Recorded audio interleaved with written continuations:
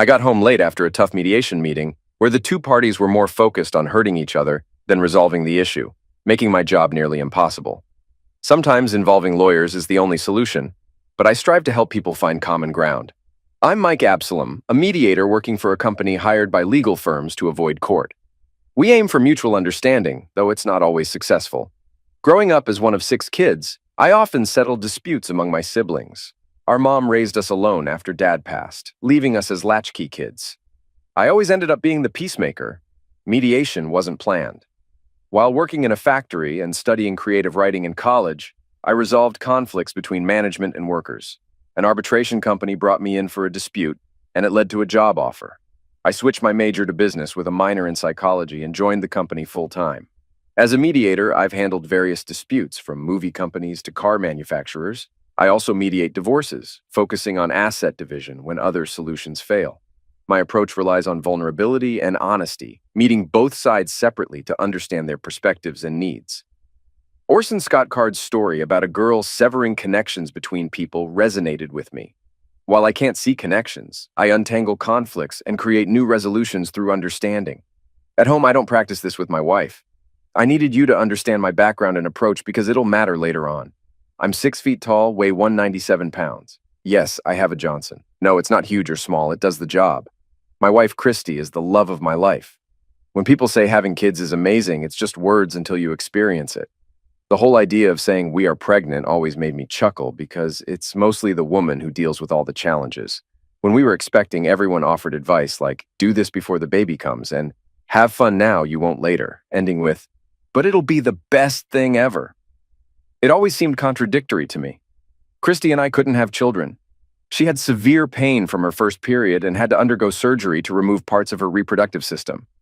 It was described as cancer waiting to happen, so they removed any chance of her having kids. By the time we got together, she had come to terms with it, but it was still a painful topic. I loved kids and thought I'd have them someday, but choosing between Christy and having children was an easy decision. We considered using donor eggs and surrogacy, but I never felt right about it. Christy carried a deep guilt about not having children, seeing surrogacy as a punishment from God. It took therapy for us to understand and begin healing from it. We decided to embrace our childless life and traveled extensively, running with the bulls, visiting the pyramids, exploring Pompeii, diving in Pearl Harbor, wine tasting in Napa Valley, and bungee jumping off the Sydney Harbor Bridge. We truly lived life to the fullest. Our friends with children drifted away as their lifestyles differed from ours. Plans to get together rarely happened due to their parental responsibilities. After our friends left our downtown condo in Bellevue, a wealthy suburb of Seattle, Christy and I would often laugh and say, glad we don't have kids. Maybe it masked our own feelings of emptiness, but we enjoyed ourselves, indulging in leisurely closeness on the balcony without worry. Overall, we were content. I had my intense work, and Christy, a curator at a technology museum in Seattle, had hers. It was amusing. She loved gadgets, while I enjoyed classical music and opera. We joked that our brains were swapped. We've been married for nearly 12 years. We met at a lawn hockey match. I had recently moved to Seattle and ended up at the match because a colleague invited me. The co-ed game was intense, with women hitting the men hard. As I watched a man get hit hard in the shins, I noticed someone beside me. Do you think he'll ever want to play on a co-ed team again? She asked. I wouldn't. Going home limping isn't a great way to end a game, I replied awkwardly. She smiled and remarked, oh, I can think of ways to make that situation fun. Not like that, though. Nice chatting with you. Then she wandered off. It was an electrifying encounter. Christy stood about 5'7", with brown hair streaked blonde, captivating eyes, and a plump, inviting mouth. Her figure was well-proportioned, and she had a shapely rear end. As I watched her walk away, I kicked myself for my lackluster responses. Later, I saw her again at the makeshift bar. They only had cheap drinks, so I chose the least offensive wine. Turning around, I spotted her engrossed in a small black device. She didn't notice me until I cleared my throat. She apologized, showing me the device. It's a visor, a new PDA, she explained. I looked confused, so she quickly moved aside. She got her drink and smiled, saying, we keep running into each other. I smiled back. What's a visor? Let's talk. We talked for an hour. I learned she was a tech enthusiast, librarian, and historian. She was there to support a friend and mentioned wanting to see the latest Harry Potter movie but didn't want to go alone. I took the hint, and that's how it began. We were in a relationship within 4 weeks and married 10 months later. Our chaotic wedding was a mix of my rowdy family and her more reserved upper-class relatives, who eventually joined the fun. Christy had a sister, a brother in the army often deployed, and divorced but amicable parents. I didn't know her brother well due to his deployments, but we shared beers and conversations about her past relationships. Our years together were filled with growth, fun, and exploration. We often behaved like teenagers and were true partners in every sense. We joined groups together, me in poetry, her in painting. She'd joke about my abstract attempts, saying, "Looks like you're still in your 7-year-old phase," and laugh. We both owned mountain bikes and loved exploring Seattle's trails, often taking biking weekends to Portland and Vancouver. Biking became our main form of exercise. It wasn't always perfect. We argued and disagreed. Christy had a temper and a sharp sarcasm that could cut deep, sometimes leading to public arguments. I tried both retreating and arguing, but neither worked well. Retreating made me look weak. Arguing damaged things around us. Christy knew exactly what she was doing. To others, she was delightful and polite. With me, she freely expressed her displeasure, which felt like trust but also worried me about her mental well-being. What really infuriated her was when I used my freaking Jedi mind tricks. Switching into mediator mode escalated our arguments. She learned not to bring up my mother after a weekend in a motel because I kicked her out. She often had valid reasons to be upset. I'm not easy to live with, moody, quick-tempered, and critical. I could provoke bad situations, preferring to handle them privately. She usually realized when she went too far and would apologize, but I'd still struggle afterward. Our bed life was amazing, perfectly matched. We explored fantasies, tried daring things, and role-played until a confrontation ended it.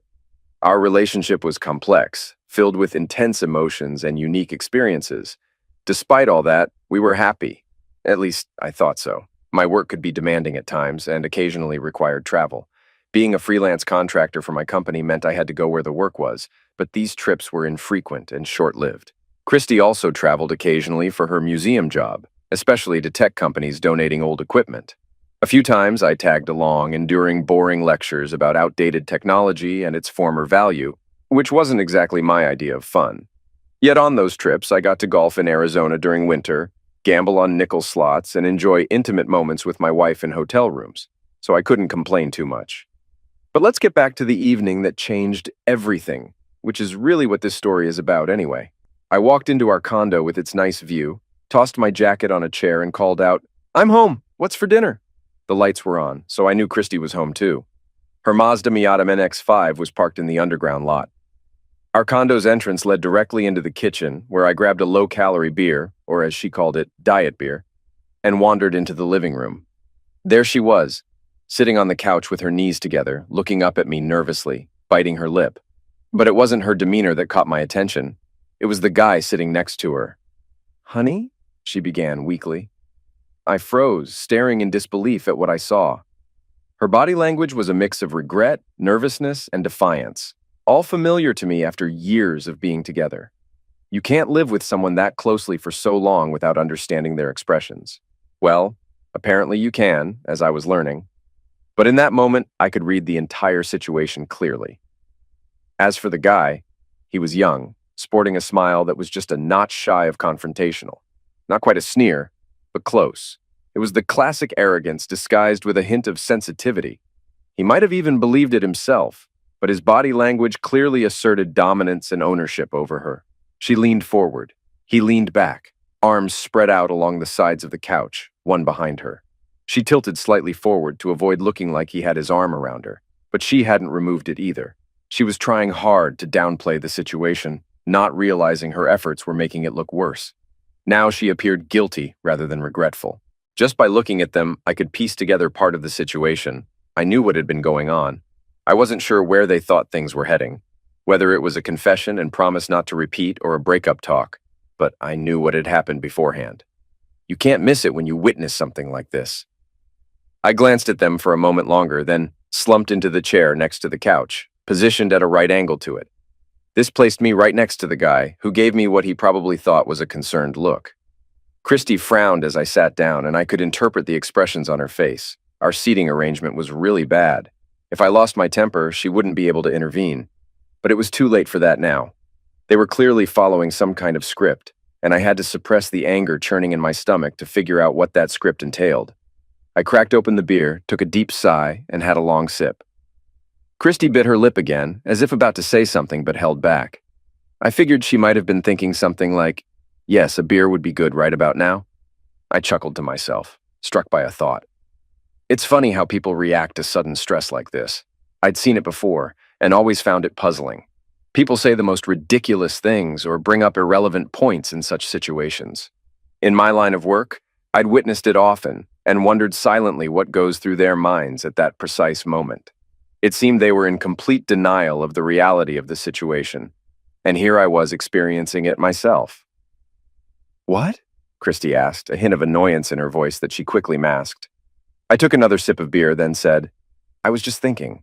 I know you so well, I can read your body language. I was just thinking that you couldn't possibly hide your body language like this in a situation like this, not when you know them so well. And then it occurred to me that you've done exactly that, haven't you? I had no clue. She grimaced slightly, then took a breath. Well, yes, I guess so, but that's partly what this intervention, I guess, is about. Intervention? I interrupted, dripping sarcasm from the word. Is that what you are calling this little event? Why not something nicer? Get together, perhaps? Come to Jesus, even? It slipped out before I could stop myself. I shouldn't have, though. I usually keep my composure better than that. Mike, she said reproachfully, stressing the two-syllable word. Oh, by all means, dear wife, I retorted, emphasizing wife in the same manner. Do go ahead. I wouldn't want to derail your script. I glanced at the guy sitting next to her and noticed he had opened one of my beers. The white-hot rage I was starting to feel intensified another notch. Mike, you just said it yourself. You had no clue. I think it's fair to say, then, that in reality, you not only didn't notice, but there was nothing to notice, right? No telltale signs, no drop in affection or closeness, right? She was right. I hadn't noticed. I wasn't really paying attention either, but trusting her implicitly can lead to that. But still, I'm usually observant. My job depends on it, and I don't take her for granted. Even after 11 years, I still surprised her with flowers for no reason. Had them sent to her work, took her away for weekends, bought little gifts. Anything to show her how much I cared. That's why this hurt so much from my perspective. My mind raced, asking questions I didn't have answers to. Had I not given her enough? What more could she have wanted? What drove her to this? Why? I struggled to control my emotions.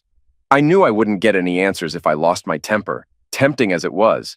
I was smart enough to know that I might explode at some point, but I wanted answers first, and this was a way to get some. I wouldn't get all of them, and she would outright lie about some. It was inevitable. I knew she still loved me and wouldn't want to hurt me more than necessary, so she'd lie about the things she felt would hurt me most. It was only human. But that's the thing. I knew she loved me. I was completely sure of it. Even with the evidence that her love had been shared around, I still believed in it. Maybe I was fooling myself. But I don't know. Some things in life you just know, and I knew she loved me. I guess I was just fooling myself about the part where she loved me exclusively. I gestured with the beer, not trusting myself to speak yet. Christy took that as confirmation and continued, speaking calmly. So, logically then, if I never gave you less than you've always had from me, how does this affect you? I'm still the same person I've always been. This, she gestured at the man beside her, is just an additional dimension. Nothing changes. I still love you and will always be everything to you that I've always been. And I want the same from you. Can't you see that? You haven't lost anything here. So that's how it was. She was actively hoping I'd accept this, see it from her perspective. It was clever. She was trying to do to me what I do professionally, make me see things from her point of view, put myself in her shoes, metaphorically. There was a moment of silence. Then she said, It's not you, honey. Not in any way. You are not lacking at all. Please understand that. You rock my world and always will. You just what, Christy? I interrupted, amazed that I hadn't flipped the coffee table over and hurt someone. Just needed more than I could give. The flowers, the gifts, the weekends away, the love. I sneered at the last word. Just weren't enough for you? Does he have a huge Johnson? Is that it? Christy's composure began to crack, tears starting to well up. The guy sitting next to her leaned forward with concern, shooting me a hostile look. Christy, he said, his voice unexpectedly deep. Babe, it's okay. Hang in there like we agreed. His arm around her shifted, pulling her closer. That pushed me over the edge. Leaning forward, I said, "Hey, a-hole, we're practically brothers now." And as I said that, I placed my hand on the back of his hand, still on his lap. In one swift move, I grabbed his index finger and pulled it sharply upwards. He had no choice but to comply, afraid it might break. With his arm around Christy, he was stuck, and as I applied more pressure to his finger, bending it awkwardly, he twisted to relieve the pain. Trapped with his arm behind Christy, he couldn't move much. "Mike, please," Christy pleaded helplessly. I shot her a quick, venomous look, then focused on the guy in front of me. She wisely stayed put, though she looked like she wanted to move. Even she wasn't that foolish. "Listen, a-hole, that's my wife you're with. Whatever you think you're doing, she's still my wife." I emphasized the word wife and bent his finger further. "That's my couch you're sitting on in my apartment, drinking my beer. And frankly, moron, I'm not impressed with your little white knight act. You're only here because the 403, Christy winced at that word, wants you here, but I don't want you here. So shut the hell up and don't say a word or things will get worse. I've got your finger now and I can use 4 more on one hand if I need to. Don't piss me off any more than you already have or you'll regret it. Got it?" He nodded desperately and I released his finger.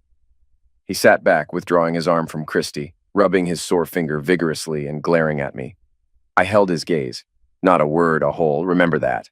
Then I turned to Christy, who looked even paler but quickly composed herself.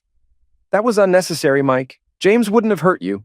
He's just here for me, to support me. He's not a threat." "Really? How nice for him. But he better keep quiet. I won't hit you, but damn. I feel like hitting someone right now and he's here. Mike, please. Please understand. This wasn't planned. It just happened." "What happened, Christy? Did you trip and fall onto his Johnson?" It was a line I'd heard before and it slipped out. She sighed. "No, nothing like that. We just worked together and it happened. I'm sorry. I don't know what else to say. I love 2 men. I love you, always have and always will. But I love James too. I can't explain it. It's not the same. There are similarities, but I love you both in different ways. Please, try to understand." I took another sip of beer as I thought about how to respond. Setting the beer down, I simply said, "That's not true." She bristled. "Yes, it is. You know I love you. You can't doubt that. I've always treated you with love and consideration, even when—" She hesitated, then continued, "Other things were going on. I made sure you never felt anything less than my full commitment. That won't change." She stared at me intensely, almost daring me to challenge her. Her words sounded like she was declaring how things would be from now on, using classic leadership tactics. Not today, Christy, I thought. The thing is, in my line of work, dealing with vulnerability, bringing people together through common ground and fairness, it can bring people closer, but in the wrong hands, it can tear them apart. I try not to do that. While I understand what unites people, I also know how to create division. It's like a massage therapist who can either relieve pain or cause it by knowing the right spots. I have that power too, though I hate having it. When I'm angry, I can really hurt someone. And I was furious then. She needed to understand my pain and her role in causing it. She needed a reality check about her future, and I was going to shake that up with my words right then and there. Looking back, I'm partly ashamed of what I did, but also proud that I didn't just give in and let things happen. What I did wasn't great, but what was the alternative? I couldn't give her what she wanted because it wasn't what I wanted. It was the opposite. There was no middle ground here as I saw it. If we had agreed to open our marriage together, that would be one thing. But we hadn't, and I wouldn't have agreed to that anyway. I believed in being faithful. So what she wanted was the exact opposite of what I wanted. Her actions with that guy next to her made it clear that was all she was willing to accept. I wasn't going to give in to her, so as far as my profession's rules go, it was essentially over, except for dividing up the CD collection. I cocked my head at her. I knew what mattered to her. I understood how difficult this must have been for her, how she must have struggled with the decision. I imagined she'd find it hard to face herself in the mirror after today. Time to make things even more painful. And what if I refuse? What if I say I won't accept that, Christy? That I don't share, and neither should you? What about the promises we made? Don't they mean anything? She had the decency to look away. I get why you're angry, Mike. I would be too. But I'm here to help you through this. Look, this has been going on for a while. You were unaware until now because I respect you and think you deserve to know. I don't know what will happen next, but I know what I want to happen. I think you can handle this. I think you will. What we have together is too important to let go. You know it. You know we're better together than apart. This, she gestured towards the guy again, doesn't change that. I don't know how to make you see that. It's like a second job or something. She had no clue about the depth of my anger. She exhibited all the typical signs of someone who had dismissed the idea of understanding the negative reaction because there was no acceptable way to deal with it or acknowledge being at fault. Most people did this. When they've done something wrong, they tend to minimize the reaction because admitting otherwise would mean acknowledging a serious wrongdoing. No one wants to do that because then they'd have to confront it. I snorted and said, "You really believe that, huh? How did you think this would play out, Christy? How did you expect to soothe my hurt feelings? How did you plan to fix all this?" She blinked at that, but I'll give her credit. She gathered herself. "I don't know. You'd have to tell me. Whatever you want." "Okay, no problem. Tell this jerk you're done and you want him out of here right now, and he can forget your number." Leaning forward, I locked eyes with her. "That's what I want, Christy. Do that." She looked at me for a moment, then turned away. "So it's not just anything then?" I asked with an icy tone. There was a brief silence. I heard the grandfather clock on the wall, a gift from her mother on our 10-year anniversary, chime, marking the passing minutes. "Mike, why can't you see? Nothing has to change. We're having this conversation now because I refuse to deceive you. It's tearing me apart, pretending. I need to be free. Don't you want that for me? I respect you enough to tell you, to make you understand. To accept?" I finished her sentence. She nodded, a tear forming at the corner of her eye. "How long have we been married, Christy?" I asked abruptly. 11 years, she replied, unsure. "Right. And in all that time, have I ever given you the impression that this would be okay with me? That I'd accept it, overcome this, and move on?" Once again, she looked away. Point for Team Mike. She insulted my intelligence and understanding of who I am, deliberately ignoring reality.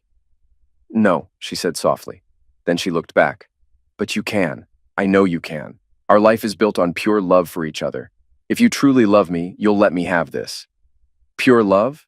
And this is how you show it? Falling for someone else and sleeping with him? Is that pure love? What's pure hate in your world? Murdering me first? That's not fair, Mike. I didn't plan this.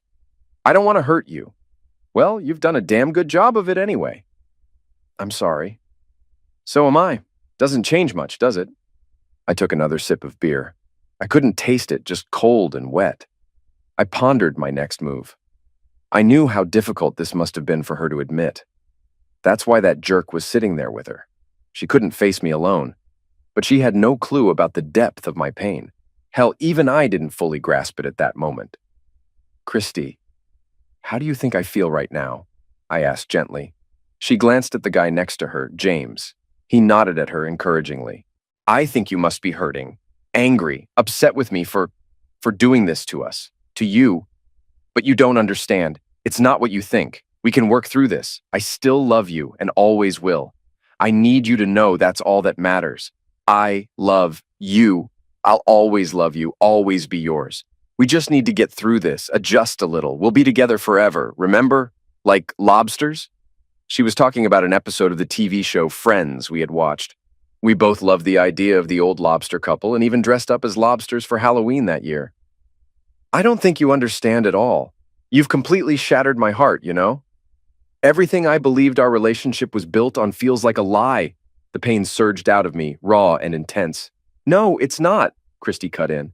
"That's the thing. It's not. I'm still me. You're still you. Our marriage is still the same. There's just another aspect to it now. A new dimension. You need to grasp that. Nothing fundamental has changed. You needed to know, that's all." "Why, Christy? Why did I need to know? Why couldn't you have just kept sneaking around?" I paused, wanting to make a point.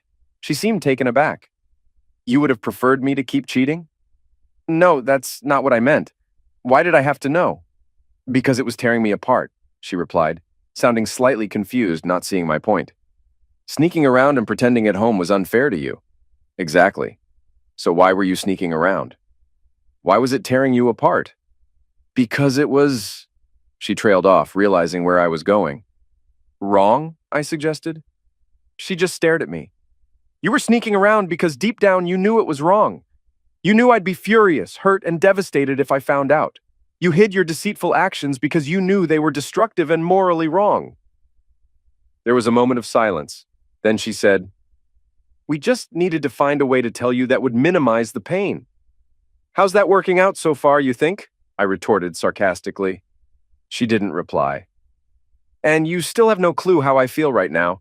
Everything you're saying is just words. Oh, I'm sure this is difficult for you, so tough. Neither of you are sacrificing a damn thing, are you? It's all on me to accept this, while for you, it's a settled matter. You've lost nothing. You're having your cake and eating it too. And this guy here, well, I don't even know what he's giving up. Probably nothing. He gets you without guilt, sneaking around. Big deal." He stared at me, ready to speak, but my glare made him pause. I looked pointedly at his finger and set my beer down, preparing myself for something. He hesitated and reconsidered. "Mike James wants me just as much as you do. I'm trying my best here. Cut me some slack. I've told him, just like I'm telling you, he doesn't get to have me the same way you do. I have 2 men to care for now, and I'm not shortchanging you in any way." "You're such a fool, Christy. Listen to yourself. Not shortchanging me? That's bullcrap. The fact that we're even having this conversation means I'm getting shortchanged, as you put it so nicely. I didn't sign up for sharing you when we got married, and neither did you. The best you can do is kick this guy to the curb right now and throw yourself on my mercy. End of story. I don't share. Stop asking. You know better." "But you have no idea how much this hurts. Imagine if I had an affair. Imagine I was seeing that cute redhead paralegal for months, told you I loved her and wanted to continue." I looked at her and realized my words were falling on deaf ears. She was too wrapped up in her own situation to grasp the reality of what I was saying. Then she spoke and confirmed it. "Well, I wouldn't like it much, but I'd find a way to come to terms with it." "Bull crap. The only reason you say that is because of the situation you want me to accept. Let's be honest here." "Oh, sorry, I shouldn't have asked that, should I?" That shut her up. Even she couldn't deny the truth in that statement. "You've destroyed me, Christy. You've destroyed us. Don't you get that? I don't care what you keep saying about nothing changing. It has. And that's a fact. No matter what happens now, you've betrayed me forever. Always. Nothing can change that. I'll never accept this, and I have to ask you to leave, because clearly you want to keep this going. Even if you didn't, how could I ever trust you again? You've kept this from me for God knows how long. If you said, 'Fine, I'm done,' then what? How would I know you wouldn't start again with this guy or someone else? How can I trust you now, Christy? But you're not going to stop, are you? You want this. You just admitted it." That really hit home. It was clear she hadn't considered it from that angle. That's the thing about people who strike deals with the devil. They never do. "You've made your choice, and it's not me, is it? Because if it were, this guy would be out of here by now. That's what I want, but you're not going to give it to me. Do you have any idea how that feels, Christy? Do you? No, of course you don't. You've taken everything I had to offer, and now you've taken this jerk too. And now you want to make that choice official. Well, it doesn't work like that. We already made our choices. You don't get to remake them. I have no clue what my life will be like from here on out, but I can tell you this much. I'll never trust another woman as long as I live. You've done that to me, Christy, so thanks for that. Just you. I don't know if I'll ever get over what you've done and what you're trying to make me accept. I think it's sick, but you're so blinded by getting it all for a short time that you honestly believe you can have everything, and I'm the one who needs convincing. Well, screw you. Life doesn't work like that. The truth is, you'll never know how much you've hurt me today. Never. Not until someone does it to you. But that won't happen, will it? Because you'll be too busy getting what you want. Oh, Mike, I'm so sorry. I don't want to hurt you. Really, I don't. Please. Please don't feel that way. Tears were streaming down her face. How the hell am I supposed to feel, Christy? Whatever you got from me, it wasn't enough, was it? What kind of feeling is that to lay on a man you're supposed to love above all else? Tell me, how am I supposed to feel? I don't even know what I did wrong or what you weren't getting. And there's no way you're going to be honest and tell me, is there? You sure haven't been honest so far, have you? There was only silence. Christy opened her arms and hesitantly leaned forward as if to hug me. I held up my hand. No, thanks. The last thing I want is pity love from you. I almost called her a bitch, but I had to keep control of myself. As it was, I didn't even realize I had tears in my eyes until I wiped them away. It was strange, battling both intense rage and profound hurt simultaneously. It was a bizarre mix, like wanting to throw someone off a cliff while holding onto them and jumping yourself. Your mind races everywhere, playing out every scenario to its logical end. She needed to grasp the enormity of the damage she had caused here. Like most people who've done something awful, she avoided facing it, trying to downplay it and find ways to soften the impact with words. She had to do that because deep down, she knew how severe it was and didn't want to confront the responsibility. Once you acknowledge it, you're obliged to take action. Once you confess, you have to fix the harm, and she simply didn't have the tools or ability to do that. Some things can't be undone. The more I could make her realize that, the more she would have to come to terms with being accountable. And I knew her well. She had a self-image that couldn't handle that. She would suffer endlessly knowing she caused this and couldn't make it right. Christy sniffled again, and the guy next to her shifted, as if about to speak, but changed his mind when I glanced at him. There was a pause, then I asked, "So, I get to fool around too, huh? Is that part of your grand plan?" Christy looked up and scowled at me. I always loved that frown. Her nose wrinkled and there were lines between her eyebrows. She said, "Well, I'd hope you wouldn't. Ideally, you'd be satisfied having all of me. That's always been enough before, but I understand I'm not in a position to judge or say no. So I wouldn't like it very much, but I'd have to accept it. With conditions, of course." "Conditions?" I sputtered. This woman was unbelievable.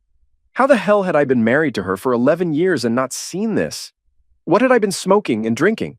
Is love really that blind? Am I really that naive? "Well, no falling in love." "Like you did, you mean?" "Too easy." She frowned again. "Another hit. C3, C4, and C5 next, please." Maybe I can sink her battleship this time.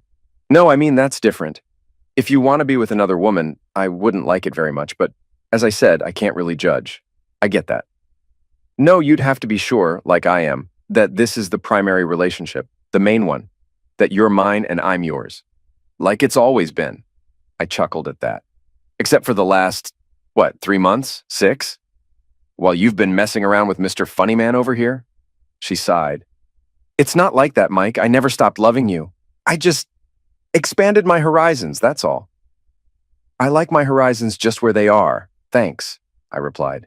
She perked up at that, clearly taking it as me saying I wouldn't seek out another woman. "Great. Well, like I said, as far as you and I are concerned, nothing changes. I love you just as much as before. Nothing changes." That single statement really infuriated me, and in that moment I realized this relationship was finished. Just as much as before. So essentially the same amount of love that allowed her to jump into another man's bed. And since she had done it once, she would do it again. "And what do I get, Christy? A part-time wife? Is that how this would work? Part of the time with me and part of the time with Captain Hook here?" I gestured towards the guy, James, who was still nervously rubbing his finger. "It wouldn't be like that," she replied, her voice trembling. "We thought we could alternate time. 2 weeks with you, a few days with James. You're away some of the time anyway. You wouldn't miss the time. You'd get the majority of it like you do now. You were here first." I shook my head and chuckled in that way you do when nothing is funny at all. "You're a bit crazy, you know that? How did I miss that all these years?" She even smiled back at me and said, "Love is blind." "Really?" I said dryly with a finality in my tone. I reconsidered. It was astonishing that I was even having this conversation.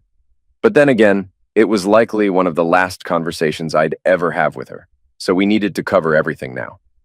I was surprised at myself when I realized that's how I felt, but upon reflection, I was steadfast in that feeling.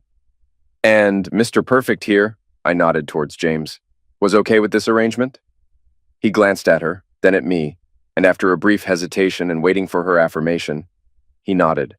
I turned back to Christy. "So, it just happened, did it? There was no planning? You just fell in love? No forethought or intention?" I wanted to give her enough rope at this point, and I wasn't disappointed. "Yes, you have to believe me. I didn't seek this out. I was happy. I am happy, even more so now. Except for this moment. Hurting you hurts me too. When the consequences catch up, huh? Too bad I'm the one paying the price, not you, huh, Christy?" "This isn't easy for me either, Mike. I know how upset and angry you must be. I know you're a better man than that, though. I know you can handle it." "Oh, so you think you know, huh? You think I can just get past this?" I said sharply. She looked away, avoiding my gaze this time. Would you like to hear what I think, Christy? I asked in a softer tone. She glanced back at me, worry evident in her eyes. After a moment, she nodded reluctantly. All right then, here's what I think. This whole thing is nonsense, from beginning to end. All this talk of it just happened is crap, and right now it's spilling over and making a mess. You don't just accidentally fall in love, Christy. You know that. It takes effort. It's about spending time together, making each other laugh. Those little gestures and moments that build closeness. It's intimate, and you don't do those things unintentionally. You choose to let them happen, or at least you choose not to stop them. You know it, I know it, and even this guy here knows it. I could tell I was challenging Christy's core beliefs about herself. She saw herself as moral and ethical, always making the right choices. For many people, saying it just happened is a way to avoid facing their own responsibility for doing something they know is wrong deep down. People often struggle with doing what they know is right because they lack the moral strength to resist temptation, especially when it involves something forbidden. They'll rationalize their actions to make themselves feel better, but deep down, they know the truth. In my experience mediating conflicts, you never directly confront someone about their bad behavior. It rarely leads to a positive outcome. They either accept it and try to justify it to themselves, or they vehemently deny it and dig themselves into a deeper emotional and logical hole. This leads to conflict and defensiveness, and ultimately, no one benefits. There are moments when you can break through to someone, but it usually requires someone they deeply respect, the right words at the right time, and it's easy to mess it up. When someone is deeply in denial, like Christy seemed to be, it's like shouting into the wind. Christy knew deep down that what she did was wrong. She also knew I wasn't wrong about what I was saying. Bringing attention to her actions made it hard for her to face reality. I was trying again to make her see how responsible she was for my feelings. It wasn't going perfectly, but that's normal. Understanding the full impact of one's actions usually takes time. It's rare for someone to get it immediately when it's pointed out to them. You might not have planned this, but you didn't stop it either, did you? That's cheating, Christy. Every action was emotional cheating, even before whatever happened physically. You know that, I pointed out, shining more light on the issue. I knew she'd be thinking about this for days. So your excuse is that I wasn't lacking anything? That's your defense? I pressed further. She just stared back, starting to understand my approach and feeling intimidated. Words are powerful when used effectively, and she knew I was skilled at it. I get it. So, it never crossed your mind that if you had so much love left over for James, then you weren't giving me my fair share? You've decided how much love I should get, and whatever's left is yours to give as you please. Is that it? I challenged. Her response surprised me. She countered, You can love your children and still love your spouse. Did your mother love you any less because there were 6 children? It struck me that they must have prepared for this. They were anticipating my arguments. It showed some level of planning, which I found disappointing. Yes, that's true. But let's be clear.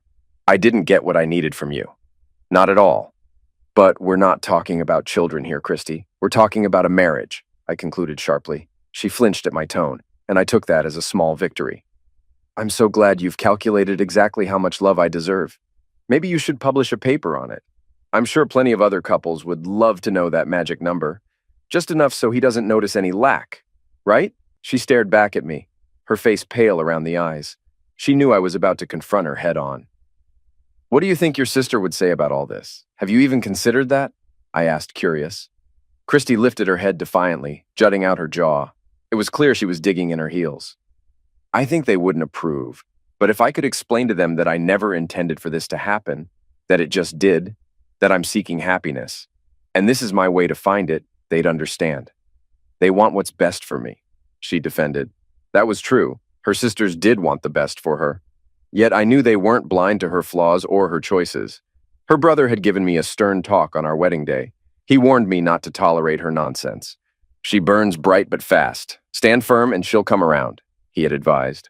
He also mentioned she had some peculiar ideas, but to laugh them off, and she'd eventually catch on.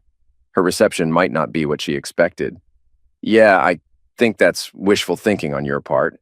Once they find out you cheated on me, let's call a spade here, you slept with another man and then lied straight to my face about it. There's no getting around that. Do you really think they'll be okay with that? Do you think your brother will approve or understand that, Christy?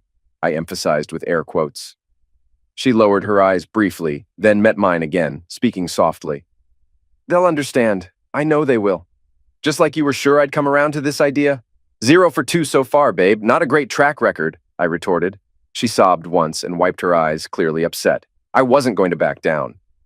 You know, even after I tell you to leave, you'll just go running to this guy. I glanced at James, who now looked at me with hatred. He caught on to what I was implying. Leave? She interrupted weakly. After all, you love him, right? You said so yourself. So when I say go, where will you go? Don't act like you haven't thought about this. I know you have. You knew there was a chance I wouldn't accept this situation, and the way it's been set up, giving it up wasn't an option, so out you'd go. Have you already moved some of your stuff to his place? I'd check, but I don't want to get up. Her voice sounded distant.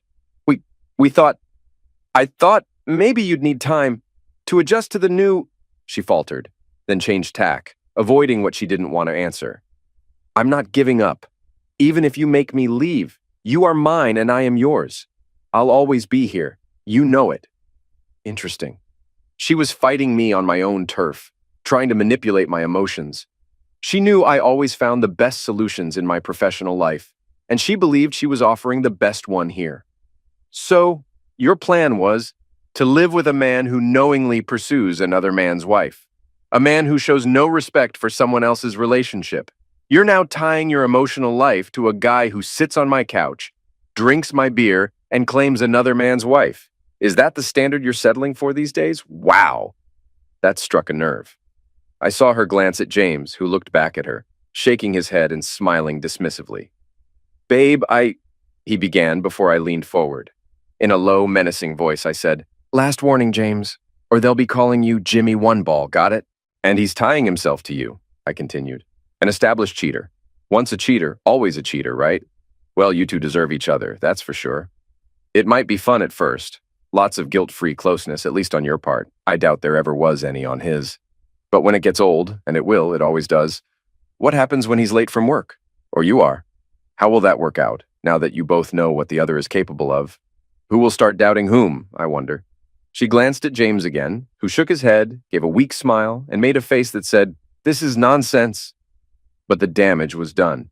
Christy prided herself on her ability to judge people accurately. She valued her own ethics highly. Tonight, those values had taken a beating, and she was smart enough to recognize the truth in what I'd said. Even worse, now that those words were out there, they couldn't just be brushed aside. The inevitable confrontation about this, everyone knew it would happen, would now revolve around these accusations. In a tense situation like this, how could it not be the first thing on her mind? With this revelation, their relationship was doomed from the start. That seed of suspicion had been planted and it wasn't going away. In a sense, their entire relationship was based on a lie, something that was slowly dawning on her now that I was pointing it out. Christy turned to look at me, her eyes wide. She understood the gravity of my words, and I knew it had unsettled her. It was only surface level for now, but it would dig deeper over time. She had gotten away with deceiving me because I trusted her. She knew he would never trust her the same way, and I had just made that painfully clear. Good. Another hit. I still wanted to make my point. Time to deliver the final blow. I took another sip of beer, finishing the can this time. I even burped, casually timed. But you know what really hit home? I said. More tears welled in her eyes. For a situation where they were supposed to be explaining their new reality to me, she wasn't saying much. Deep down, you're actually a pretty awful person. That cut deep. Whatever else Christy believed about herself, she truly thought she was a good person. She had sayings about it, how good people sometimes make mistakes, how almost no one is inherently evil. Most people faced tough situations and felt they had no choice, or were pressured into them. I hadn't thought much about it before, but recently I'd come to realize Christy was an idealistic person. She was one of those who always emphasized personal responsibility. Now I'm also a liberal. I support socialized medicine and caring for everyone across the social spectrum, among other things. But I firmly believe in personal responsibility. You might have reasons for your actions, and I might empathize with those reasons, but that doesn't absolve you of the responsibility for what you did. Maybe you didn't have a girlfriend and faced teasing from women, but that doesn't justify taking a Magnum into a bar and doing it to cheerleaders. There's no excuse for that. You did it, for whatever reasons, and those people are just as dead now as they were moments ago. Understanding your reasons doesn't magically bring those people back to life. She genuinely believed she was a good person who might do something bad, but she'd feel awful about it afterward.